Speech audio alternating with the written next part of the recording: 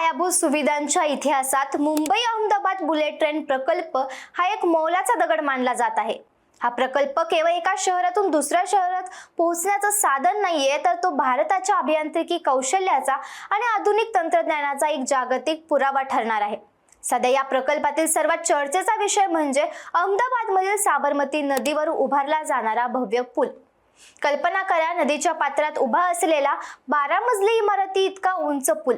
हो, तुम्ही अगदी बरोबर ऐकलत। 36 मीटर उंचीचा हा पूल म्हणजे भारतीय इंजिनिअरिंगचा एक अद्भुत चमत्कार मानला जातोय। पण हा प्रकल्प केवळ एका पुलापुरता मर्यादित नाही, तर जपानच्या मदतीने भारतात पहिल्यांदाच असे रूळ बसवले जात आहेत जे खडीशिवाय असतील। महाराष्ट्रात विरारसारख्या शहराचा कायापालट करण्यासाठी प्रोजेक्ट स्मार्ट राबवला जातोय, तर समुद्राखालून जाणाऱ्या बोगद्याचं कामही वेगाने सुरू आहे। अच्छा, या व्हिडिओमध्ये आपण या प्रकल्पाचं सविस्तर विश्लेषण करणार आहोत। हा पूल इतका उंच का आहे, जपानी तंत्रज्ञान नेमकं काय आहे आणि या प्रकल्पामुळे आमच्या आयुष्यात काय बदल होणार, हे सर्व मी तुम्हाला सांगणार आहे। पण व्हिडिओ शेवटपर्यंत नक्की पहा। नमस्कार, मी स्वराली आणि तुम्ही पाहताय कट टू कट। भारताच्या पहिल्या बुलेट ट्रेनचं काम आता अशा टप्प्यावर पोहोचलंय जिथे अशक्य वाटणाऱ्या गोष्टी शक्य होताना दिसतात। सध्या सगळीकडे चर्चा आहे ती अहमदाबादमधील साबरमती नदीवर बांधल्या जाणाऱ्या एका अवाढव्य पुलाची। तर सर्वात आधी बोलूया साबरमती नदीवरील या अवाढव्य पुलाबद्दल।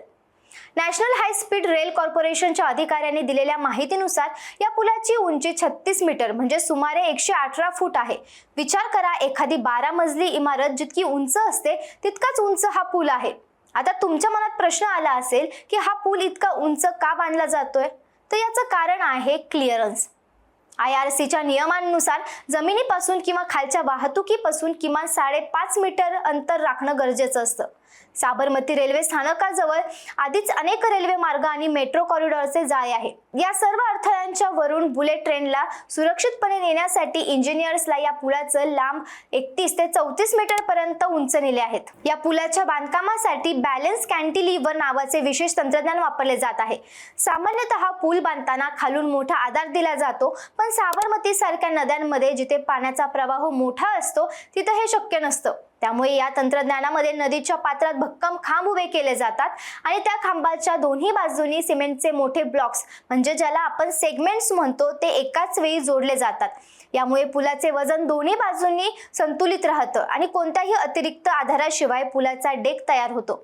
नदीच्या पात्रात 4 आणि काठावर 4 असे एकूण 8 महाकाय खांब पूर्ण झाले आहेत। या खांबाचा व्यास 6 ते 6.5 मीटर आहे, जो त्याच्या मजबूतीची साक्ष देतो। बुलेट ट्रेनचा वेग ताशी 320 किलोमीटर असणार आहे। एवढ्या प्रचंड वेगाने जेव्हा गाडी धावते तेव्हा सुरक्षितता सर्वात महत्त्वाची असते। पण तुम्हाला माहित आहे का, या ट्रेनच्या रुळाखाली तुम्हाला एकही दगड किंवा खडी दिसणार नाही। आपण आजवर भारतीय रेल्वेच्या रुळाखाली खडी दगड पाहिली आहेत, ज्याला तांत्रिक भाषेत बॅलेस्ट म्हणतात। पण बुलेट ट्रेनसाठी खडीचा वापर केला जात नाही। त्याऐवजी जपानच्या शिकांसेन प्रणालीवर आधारित जे स्लॅब बॅलेस्टलेस ट्रॅक हे तंत्रज्ञान वापरले जात आहे। भारतात हे तंत्रज्ञान पहिल्यांदाच वापरले जात असून यामुळे रुळाच्या देखभालीचा खर्च कमी लागतो आणि प्रवासादरम्यान आवाज व कंपने म्हणजेच व्हायब्रेशन्स अत्यंत कमी होतात। या ट्रॅकच्या बांधणीत कॉन्क्रीटचा RC बेड, सिमेंट आणि प्रीकास्ट स्लॅब असे थर असतात। रुळ बसवण्याची ही प्रक्रिया पूर्णपणे तांत्रिक पद्धतीने केली जाते। फ्लॅश बट वेल्डिंग मशीनच्या साहाय्याने रुळाचे काम पॅनल तयार केले जातात, ज्यामुळे रुळामध्ये सांधे म्हणजेच जॉईंट्स राहत नाहीत आणि गाडी सुरळीत धावते। सध्या गुजरातमध्ये सुमारे 185 किलोमीटर अंतरावर ट्रॅक बेड तयार झाला आहे, तर 70 किलोमीटरवर स्लॅब बसवण्याचं काम देखील पूर्ण झालं आहे। सुरत आणि आनंद येथे हे स्लॅब तयार करण्यासाठी विशेष कारखाने देखील उभारण्यात आले आहेत। बुलेट ट्रेन प्रकल्पाचा फायदा केवळ प्रवाशांनाच होणार नाही, तर ज्या शहरातून हा मार्ग जातोय त्या शहराचा चेहरामोहरा देखील बदलणार आहे। महाराष्ट्रातील विरार हे त्यापैकीच एक महत्त्वाचं स्थानक। नालासोपारा पूर्वेच्या वालईवाडा येथे या स्थानक उभारले जाणार आहेत। प्रशासनाने या स्थानक परिसरात विकासासाठी प्रोजेक्ट स्मार्ट अंतर्गत 463 हेक्टर क्षेत्राचा मास्टर प्लॅन तयार केला आहे। या योजनेमुळे विरारचा परिसर एखाद्या जागतिक दर्जाच्या शहरासारखा दिसेल। जपानमधील स्थानकाप्रमाणेच येथे मोठी व्यापारी केंद्र, हॉस्पिटल्स, आधुनिक वसाहती आणि पर्यटन स्थळे विकसित केली जातील। सुरुवातीला स्थानिक नागरिकांमध्ये जमिनीच्या भूसंपादनाबाबत काही भीती होती, परंतु प्रशासनाने संवाद साधून हे स्पष्ट केले आहे की कोणाचेही नुकसान होणार नाही। सध्या 90% हरित भाग निवासी क्षेत्रासाठी बदलला गेला आहे, ज्यामुळे जमिनीचे भाव वाढतील आणि स्थानिकांमध्ये व्यवसायाच्या नवीन संधी उपलब्ध होतील। एवढा मोठा प्रकल्प राबवताना पर्यावरणाचे रक्षण करणे हे मोठे आव्हान असतं। NHSRCL ने यासाठी विशेष खबरदारी घेतली आहे। साबरमती नदीवरील पुलाचे काम करताना पाण्याचा प्रवाह कुठेही अडवला गेलेला नाही।